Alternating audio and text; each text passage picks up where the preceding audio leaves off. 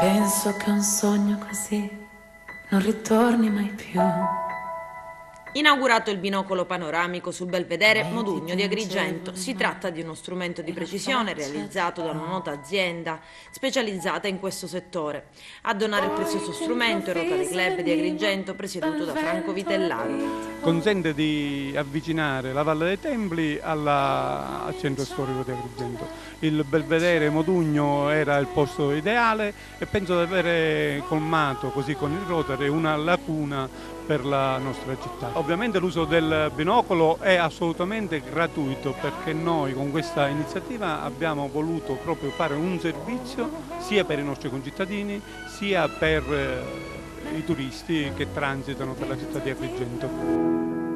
Felice di stare lassù e volavo felice, più in alto del sole ed ancora più su. Mentre il mondo pian piano spariva, lontano laggiù. Uno strumento professionale progettato e realizzato per resistere ad ogni condizione atmosferica, con una solida struttura in acciaio inox satinato, e antivandalismo e antiappannamento. Al taglio del nastro sabato scorso presente anche il sindaco di Agrigento, Lillo Firetto. Una bella iniziativa di protagonismo civico del Rotary, un angolo recuperato quale il belvedere Modugno, che si arricchisce ancora di più di nuovi arredi che servono alla fruizione turistica.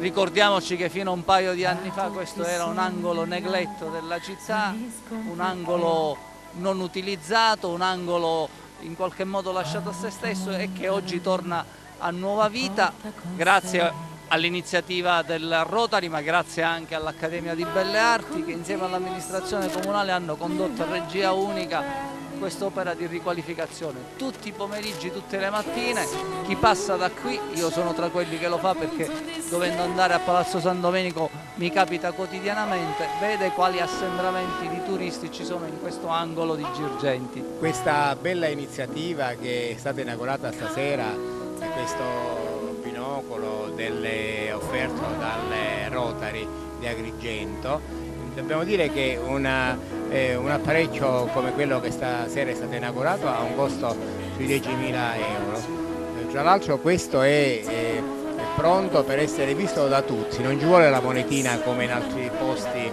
esistono cose del genere, quindi qualsiasi turista o agrigentino si avvicina al binocolo e inquadra la parte che vuole del mare di San Leone o della Valle dei Templi.